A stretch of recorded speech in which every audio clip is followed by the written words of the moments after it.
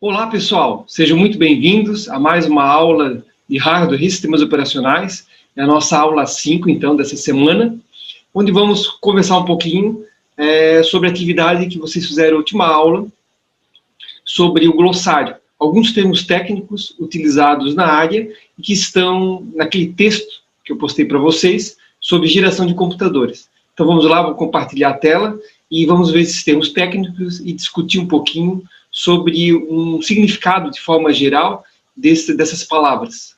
Vamos lá. Muito bem, pessoal. O primeiro termo técnico que eu havia destacado, para que vocês procurassem significado, é a palavra válvula, lá muito utilizado na primeira geração de computadores, né? E esse termo até já existia aqui no texto, né? Então vamos ler esse significado aqui, que já é o suficiente, mas quem buscou na internet ou em outro lugar, também não tem problema.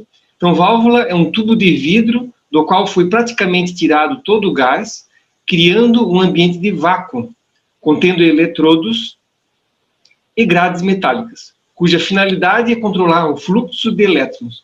As válvulas transformam sinais elétricos em zeros e uns. Esse que é o grande lance, né? A transformação de sinais em zeros e uns. É um dispositivo que conduz corrente elétrica em um só sentido. Toda a informática em si, ou a computação, ela é baseada na questão de você conseguir codificar esses impulsos elétricos em zeros e uns. Porque a partir do momento que você consegue combinar zeros e uns, você consegue representar qualquer número decimal, por exemplo, que é o que a gente utiliza, e qualquer letra, A, B, C, D. Então, a letra A é um conjunto de zeros e uns, ou ligados e desligados.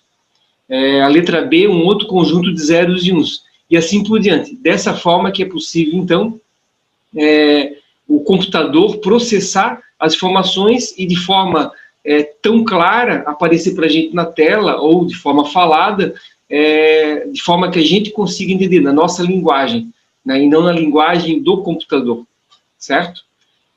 Outro termo técnico marcado foi circuito eletrônico, circuitos eletrônicos, né? O que seriam circuitos eletrônicos? Vamos aqui procurar no Google. Vamos ver o que a gente acha aqui de circuitos eletrônicos. Vou colocar aqui, definição, circuitos eletrônicos. Vamos ver o que vai aparecer.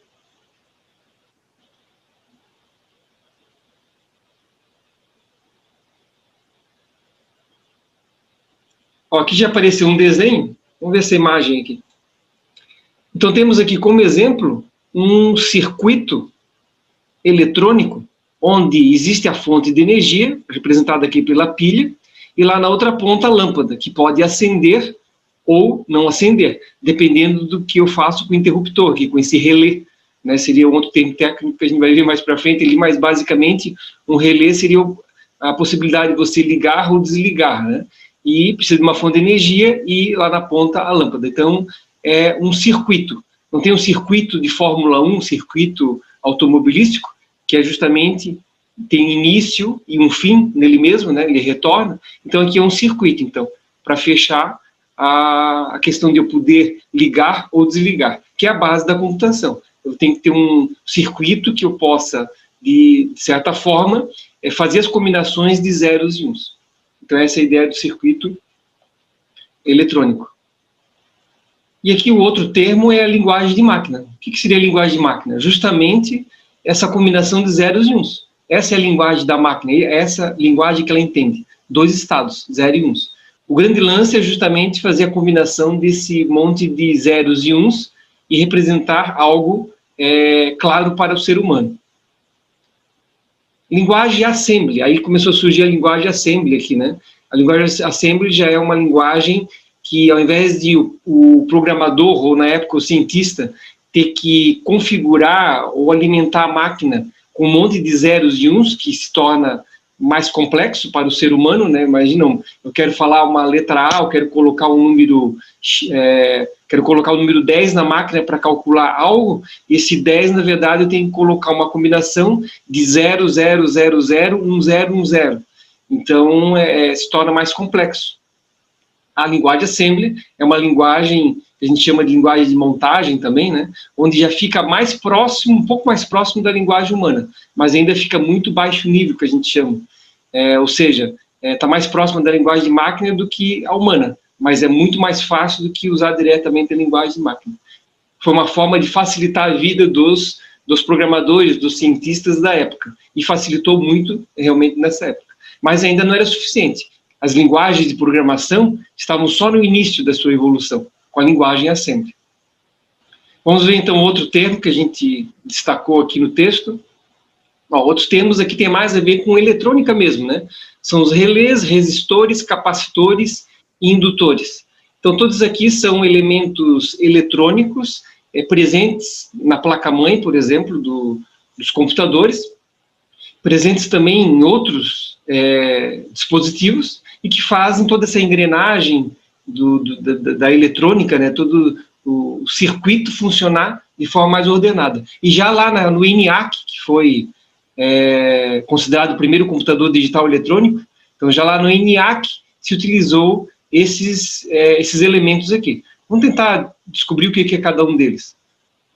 O relé em si eu dei uma breve explicação, né? No glossário que vocês fizeram lá para a atividade, está mais bem definido, mas basicamente seria uma chave de liga e desliga.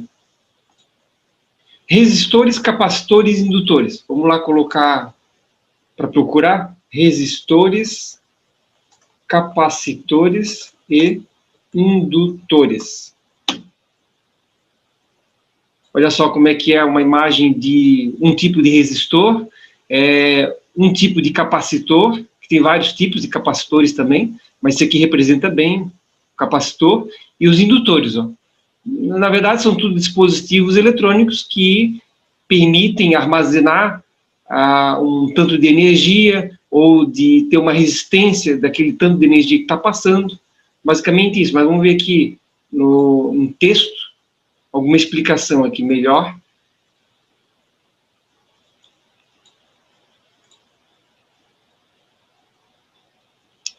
Aqui tem uma explicação. Ó. Resistores, capacitores e indutores constituem elementos essenciais nos circuitos eletroeletrônicos. Os resistores constituem cargas que dissipam energia em forma de calor e são muito bem representados por lâmpadas, por exemplo, as quais convertem energia elétrica em energia luminosa. Então, esse é o objetivo, né? Fazer essa mudança de tipo de energia.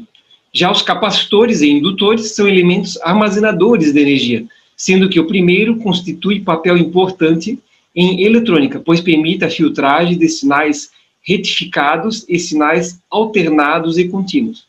E o segundo constitui a base do princípio de funcionamento de geradores de energia elétrica.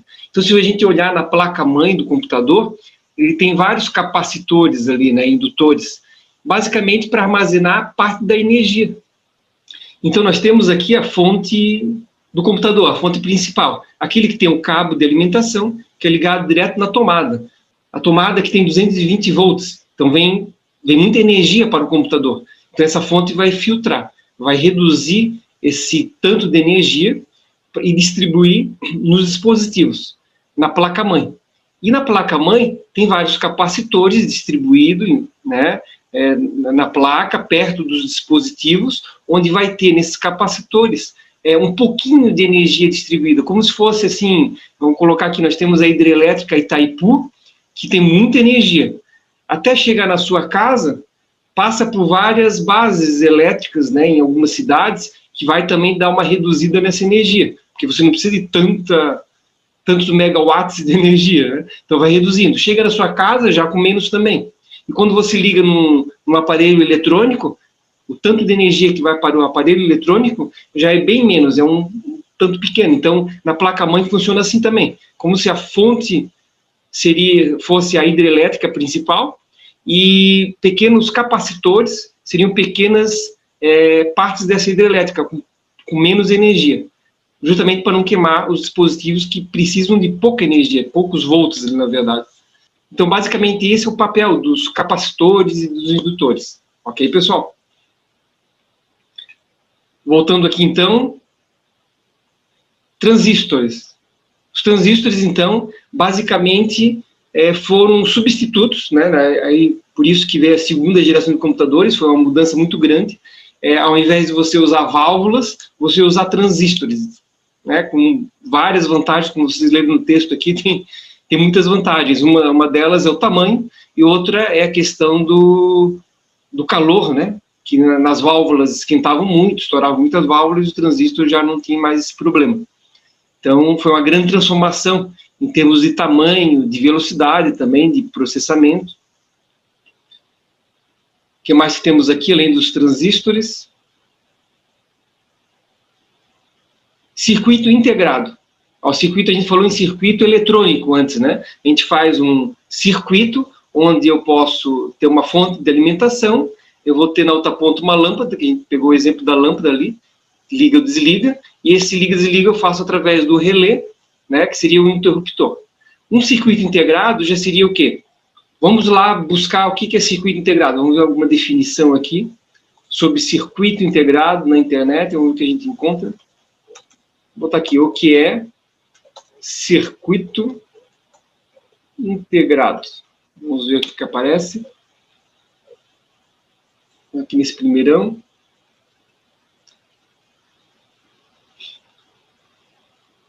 Olha, ó, circuito integrado, ou conhecido pela sigla CI. É um circuito eletrônico, que incorpora miniaturas de diversos componentes, principalmente transistores, diodos, resistores, capacitores, tudo que a gente viu, né? Gravados, entre aspas, né, em uma pequena lâmina, um chip de silício. É o nosso chip, né?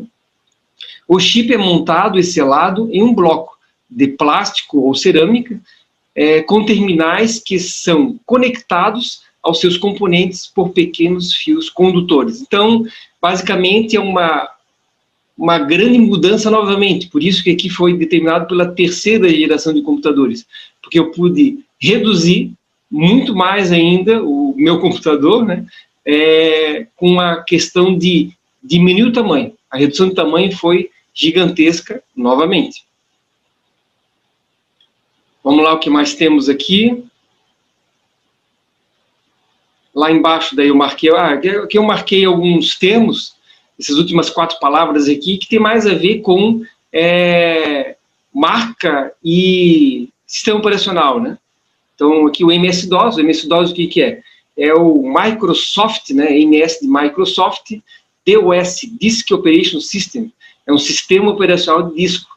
Então, foi aquele sistema operacional de disco sem interface gráfica, né, que a Microsoft lançou no mercado. E que temos até hoje nos computadores. Aqui eu estou com... Você pode ver que eu estou com o Windows 10 aqui, mas se eu vier aqui, clicar aqui e escrever CMD, de Command, CMD, vai aparecer aqui a opção de prompt de comando. Prompt de comando é essa tela preta aqui que vai abrir, e esse aqui é justamente o MS-DOS. É assim que foi lançado na época. É onde aparecia aqui um prompt de comando, que é justamente essa parte aqui, que é o C, 2 pontos, que está dizendo que é o HD, né? Eu estou no HDC, eu sou o usuário vital. Então ele faz uma identificação do prompt e o cursor fica piscando esperando algum comando meu. Então os comandos, eu tenho que digitar eles. Por exemplo, eu vou dar um comando aqui, dir. O dir é um comando para listar os diretórios que eu tenho aqui no meu HD, no meu C, 2 pontos, né? Então ele lista ali ele lista aqui, então, todos os arquivos e diretórios que eu tenho aqui. E assim por diante, eu tenho que colocar realmente os comandos aqui, eu tenho que saber eles ou de cabeça, ou ter aqui anotações que eu possa lembrar dos comandos. Então, eu posso fazer tudo via linha de comando, sem precisar de recursos gráficos. É claro que depois, quando apareceu a opção de recurso gráfico, facilitou a vida de muita gente, porque quem usava o sistema operacional em MS-DOS era o pessoal mais encarnadinho ali, que queria aprender, ou que gostava mesmo assim dessa parte, né? Então, não era para todo usuário, com certeza. Vou dar o último comando aqui. Esses comandos aqui a gente vai aprender mais para frente, lá quando a gente trabalhar com sistemas operacionais. CLS. CLS é um comando para limpar a tela. É o Clear Screen, né, uma abreviação, e aqui tem o limpa a tela. Certo? Esse é o MS-DOS. A Microsoft, então, é a empresa que lançou o MS-DOS, depois, posteriormente, veio a questão do Windows mesmo. E aqui os computadores Macintosh, né, que é da empresa Apple, né, na época, principalmente, grande concorrente do Windows, né, eles disputavam muito o mercado na época. E foi lançado o Macintosh. Este era o sucessor de um modelo chamado Lisa. Então, antes tinha ainda um modelo chamado Lisa, que é esse computador aqui, ó, que já tinha mouse, olha só, já vinha com interface gráfica. Então, aqui existia uma disputa muito grande entre Microsoft e Apple para esse lançamento da interface gráfica em si, que, na verdade, quem desenvolveu toda essa interface gráfica com mouse e menu de opções não foi nem a Apple, nem a Microsoft, né? Foi, na verdade, a Xerox. A Xerox é que desenvolveu toda essa tecnologia. Só que ela entregou de mão beijada para a Apple aqui e a Microsoft também, né, para serem lançadas no mercado. Inclusive, essa história toda é retratada no filme Vale do Silício, ou Silicon Valley. Né, se você procurar aí no YouTube, ou talvez tenha até no Netflix, não sei, ou outro streaming, né, tem esse filme bem bacana que vale a pena assistir, né, o Vale do Silício. Então, mostra bem certinho essa disputa entre Microsoft e Apple. Ok, pessoal, isso aqui, então, é um pouquinho de alguns termos técnicos, para a gente ter uma ideia geral, que já entrando no assunto de eletrônica um pouquinho também, que tem tudo a ver com hardware, que é o nosso assunto. E para finalizar a aula de hoje, nós vamos continuar um pouquinho lá no nosso netacad.com.